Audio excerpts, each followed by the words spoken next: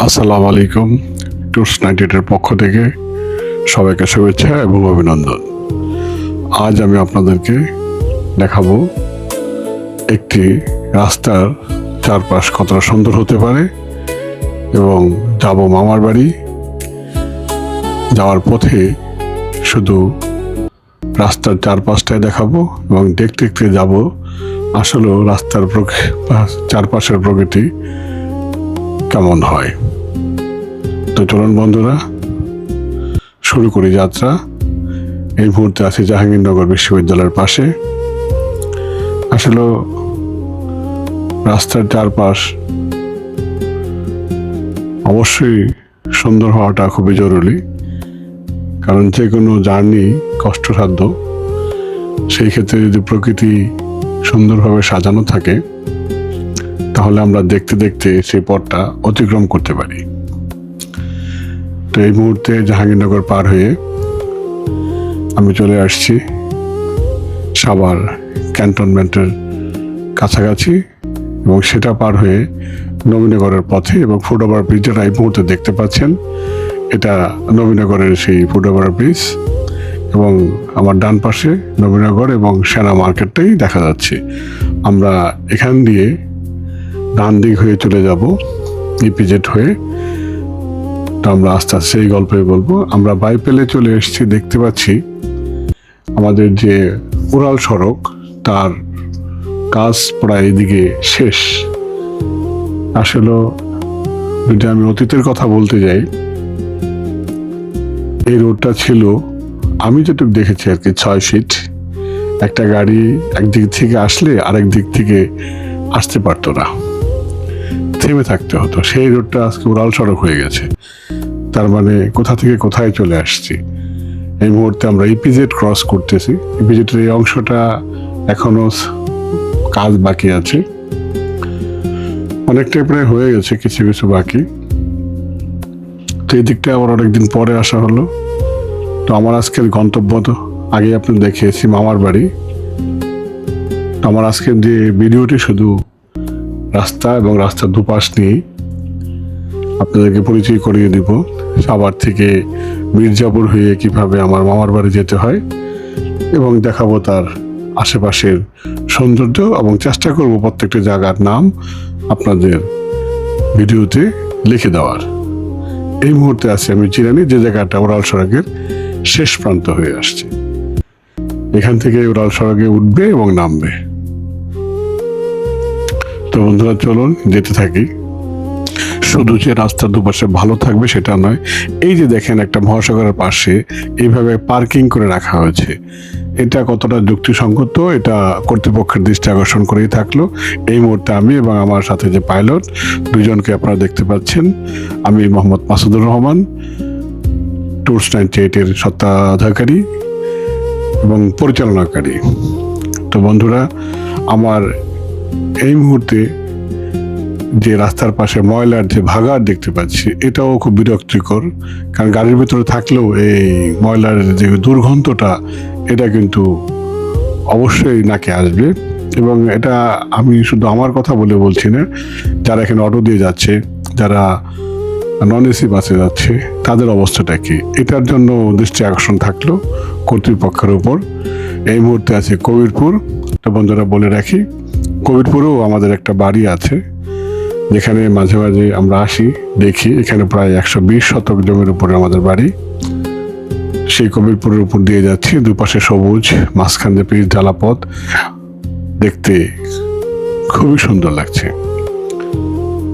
তো এই মুহূর্তে আছি আমাদের স্বনামধন্য প্রতিষ্ঠান বাংলার ওয়ালটনে। এখানে এই ওয়ালটনের অগ্রযাত্রা, যে ফ্রিজ টিভি আপনারা দেখতে পান, ওয়ালটনের এই বিশাল অংশ জুড়ে ওয়ালটনের এই ফ্যাক্টরিটা রয়ে গেছে। এখানে আমার দেশের হাজার হাজার শ্রমিক এখানে কাজ করে। এর জন্য ওয়ালটনকে সাধুবাদ যে আমার দেশের মানুষের কর্মসংস্থান হচ্ছে। এই মুহূর্তে আমরা কালিয়াকৈর যে ওভারব্রিজটা আছে তার উপরে উঠে চলে আসছি। তো বন্ধুরা, আমরা ধীরে ধীরে যাচ্ছি। আমি আগেই বলেছিলাম যে আমরা কালিয়াকৈর হয়ে কিভাবে আমার মামার বাড়ি যাব। তো বন্ধুরা এখানে একটু বলে রাখি, আমার এর আগে একটা ভিডিও আছে, আমি সেটা ট্যাগ করার চেষ্টা করবো এই ভিডিওতে। সেখানে আমার মামা আমি দুজনে ভিডিওতে ছিলেন। তো আজকে আমি যেখানে যাচ্ছি সেখানে সেই দুজন ব্যক্তি শুধু নেই, তারা দুনিয়া থেকে চলে গেছেন প্রায় 40-45 দিনের ব্যবধানে, দুইজনেই চলে গেছেন। তখন আমি গিয়েছিলাম অসুস্থতাদের দেখতে, আর এখনও যাচ্ছি তাদের বাড়িতে তাদের ছেলে মেয়েদের ডাকে। কিছু সমস্যা আছে, সেই সমস্যার সমাধানের জন্য। তো আসলে পৃথিবীতে কেউই থাকবে না, তবে সবাই যদি আমরা একটু খুব কষ্ট না হয়। আমি একটা কথা বারে বারে বলি যে আমাদের গ্রামে যেতে হবে। আমরা করোনা দেখেছি, আমরা সুনামি দেখেছি, সামনে হয়তো আরও কিছু অপেক্ষা করছে আমাদের জন্য।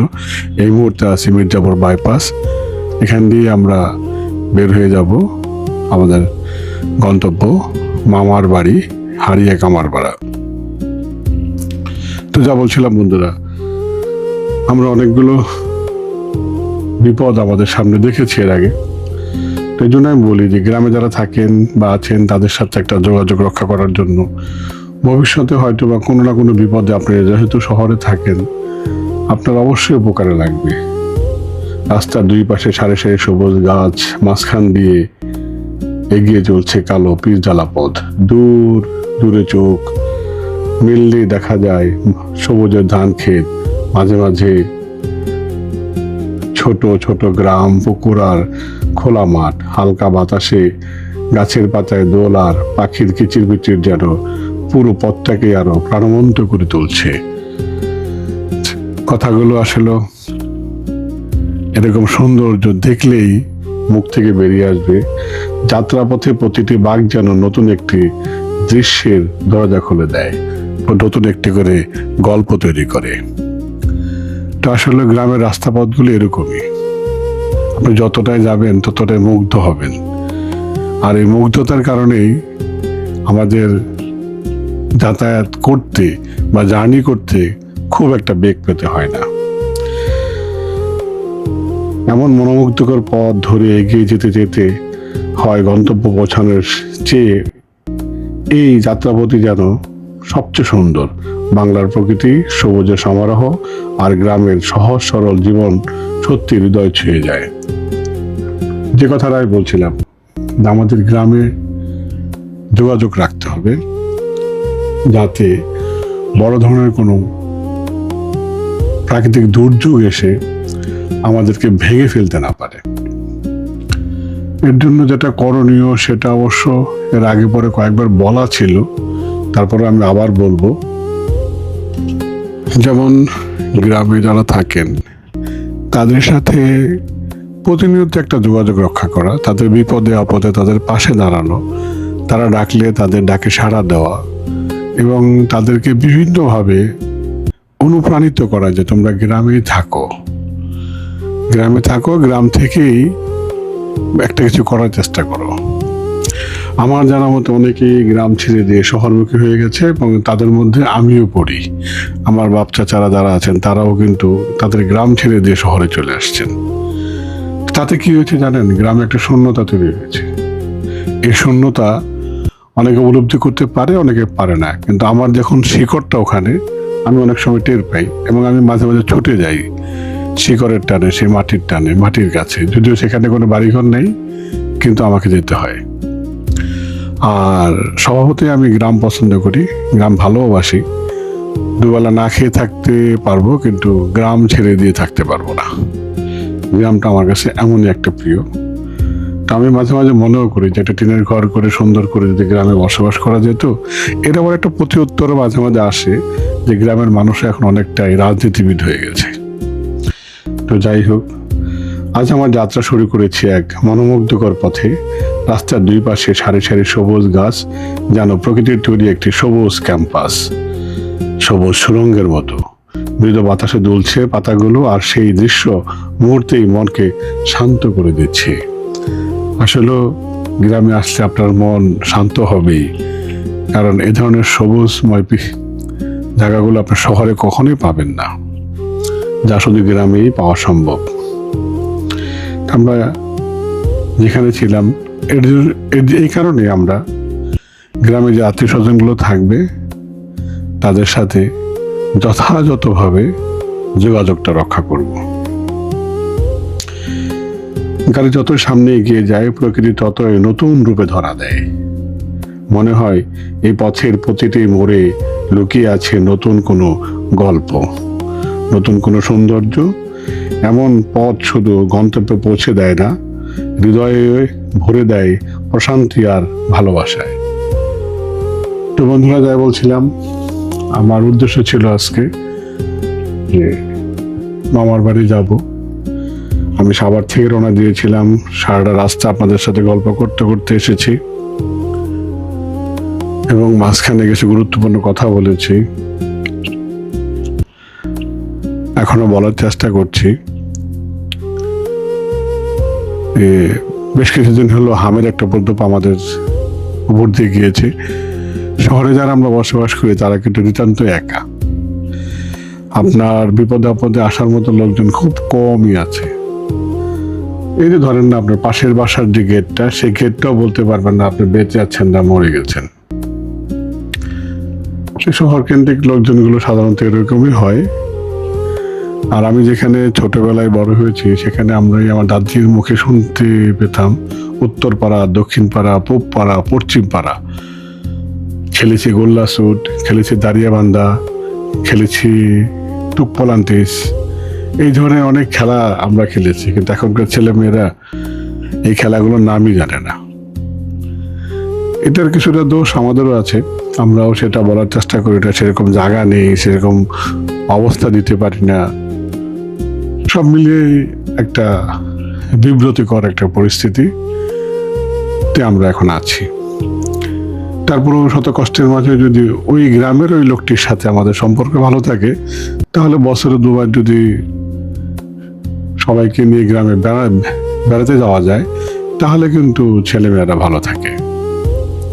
তাহলে তারা জানতে পারবে গ্রামের যে পটভূমি আছে সেখানে কি হয়, কিভাবে তাদের জীবনযাপন চলে, তারা কেমন, এটুকু অন্তত তারা জানতে পারত। তা আমরা মনে হয় সেটাও করি না। তো বন্ধুরা, আসলো ছায়া শনিবীর এই পথ ধরে চলতে চলতে আমার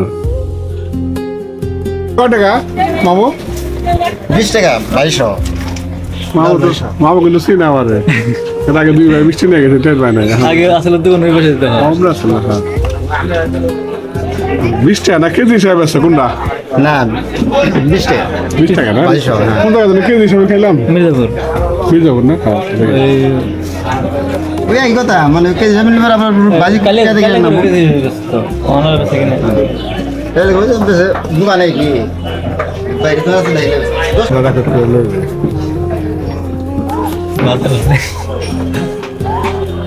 গরম গরম রুটি বাঁচতেছে, আবার মিষ্টি আছে, এই যে মিষ্টি।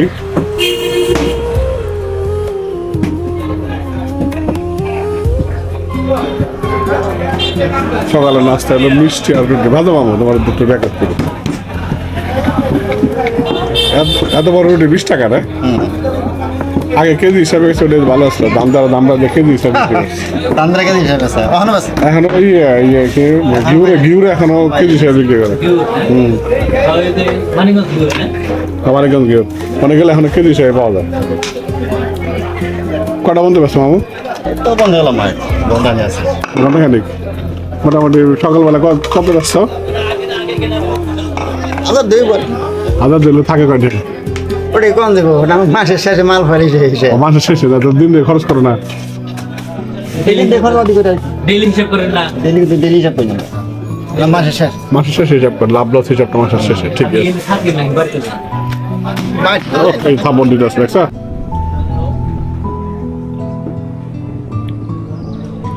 সাইন করে মাপ তো আছে।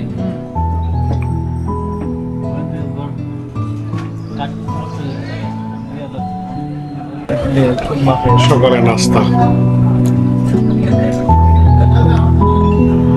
আমার পরে বাজারে মামার এখানে যে পাল্লাটি দেখতে পাচ্ছি, অনেকদিন পরে এই পালাটি আমি দেখলাম। তা আসলে অনেক আগে দেখেছি, অনেকদিন পরে দেখলাম, বেশ ভালো লাগলো। এই মুহূর্তে সেই নদীর পার, এই নদীটা পার হলে ওই পারে আমার মামার বাড়ি। আমার মামাতো ভাই শাহিন সামনে আছে, আমার ব্যাগ এবং ওদের জন্য কিছু খাবার দাবার নিয়েছিলাম, সেটা সে নিয়ে যাচ্ছে। তো এই নদীটার একটা গল্প আছে। আমরা যখন এক সময় ছোটবেলায় মামার বাড়িতে আসতাম, তো এই নদীটা ছিল মানে খরস্রোতা নদী, যেখানে মানুষ নেমে গোসল করতে ভয় পেত। আর এই জায়গাটায় সব সময় পানি থাকতো। আর এখন সেই পানি তো নাই, বরং শুনতে পাচ্ছি উজান থেকে কোথাও কোনো এক জায়গা থেকে এই নদীটাকে বন্ধ করে দেওয়া হয়েছে, যার কারণে এখন আর পানি নাকি আসে না, না বর্ষায় না উন্নায়। তো বর্তমানে আমাদের সরকার খাল খনন কর্মসূচি শুরু করেছে। তা আমি আশা করব আমার এই নদীটিও তার যৌবন ফিরে পাবে। আর নদী ছাড়া গ্রামের মানুষ বেশি দিন সার্ভে করতে পারবে না, কারণ নদীর পানি এবং নদী তাদের লাগবে। তো যাই হোক, সেটাও কর্তৃপক্ষের দাবি থাকলো। আমার দুই ভাইটা তারা দেখা হয়ে গেল, তারা বাজারে যাচ্ছে। তো সামনে এগোচ্ছি আমরা। এখন যে জায়গাটায় উঠতেছি আমরা, এটা আমার পুরাটাই আমাদের মামার বাড়ির এলাকা। এখানে আমার সব মামারাই এই মানে এই কামারপাড়াটাই আমার পুরাটাই আমার মামাদের। চলতে পথে দেখলাম গাছ থেকে কাঁঠাল পাড়ছে, সেটাকে জুম করে দেখানোর একটা চেষ্টা ছিল, এবং এই তো কাঁঠাল পড়ে গেল। তো বন্ধুরা চলুন। হাই বেরিয়ে গরু কটা ভালো আস? হ্যাঁ, তোর একে দিয়ে যায় একটু ভিডিও করে, তুই লগে থাকবি আমার সারা জীবন। ছেলে ভালো আছে না? হাতে ভালো, দুইটা ভালো না? হ্যাঁ দুইটা আছে না। কদিন আজকে না, দাম গাছকে যাবে কখন আজকে এত বুড়ি হলে কেমন হবো? ঘুরি তো ওই বই। হ্যাঁ, যার সাথে কথা বললাম মামাতো ভাই, নাম সাইফুল। বহুদিন পরে তার সাথে দেখা। এটা আবার মামাতো বোনের শ্বশুর বাড়ি, মানে এটা আমারও মামার বাড়ি। তো যাই হোক, আমরা এই যে রাস্তা ধরে যাচ্ছি, কিছুটা পরেই ইনশাল্লাহ আমি আমার যে মামার বাড়ি বা আমার যে নানার বাড়ি সেটা পেয়ে যাব। তো বন্ধুরা, আমি বলেছিলাম যে আজকে গন্তব্য শুধু মামার বাড়ি পর্যন্তই, আর এখান থেকে যে কাজগুলো করার পর আবার রওনা দিয়ে দিব, এটাই। এই তো আমার মামার বাড়ির উঠান এটা। এই যেখান থেকে পুরাটাই ওই মাথা পর্যন্ত মামার বাড়ি। তো বন্ধুরা, আজকের মতো এখানেই মামার বাড়ি। Good bye. মামার বাড়ি থেকে আবারও বিদায় নিয়ে আসলাম কাজকর্ম শেষে। এবার আমরা চলে যাচ্ছি কামারপাড়া থেকে বালিয়া সাটুরিয়া হয়ে সাভার। তো অনেক কথা হলো, অনেক গল্প হলো। আগামীতে আবার যখন কোথাও যাব, তখন আপনাদেরকে সেই জায়গার যাতায়াতের যে রাস্তাটুকু এবং তার পাশে যে প্রাকৃতিক সৌন্দর্যটুকু আছে সেটা নিয়ে কথা বলবো এবং দেখানোর চেষ্টা করব আমার দেশ কতটা সুন্দর। আমরা সবাই শুধু ভাবি নেপাল, ইন্দোনেশিয়া, থাইল্যান্ড, তবে আমার দেশে কিন্তু কোনো অংশে কম সুন্দরী নয়। সুন্দরী নয় কথাটা এই কারণে বললাম, যেহেতু সুন্দরীকেই সুন্দর বলা হয়, তো আমার দেশও অনেক সুন্দর। চারিদিকে সবুজ, হয়তো সমতল থেকে দেখা যায় না, কিন্তু যদি পাখির চোখে দেখানো যায় তাহলে অবশ্যই সেটা টের পাওয়া যায়। যদিও আমার আজকে পাখির চোখে কোনো কিছু নেই। তো আজকের মতো এখানেই আমি বিদায় নিচ্ছি। আসসালামু আলাইকুম।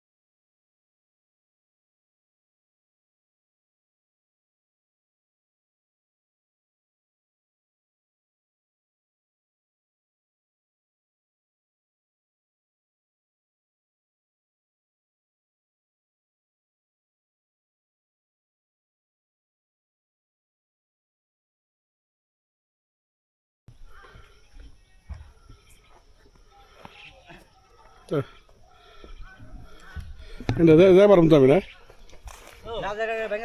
ব্যাগে বললে আমার ধরবো কারা এই যে এখন এটা বেজায়গা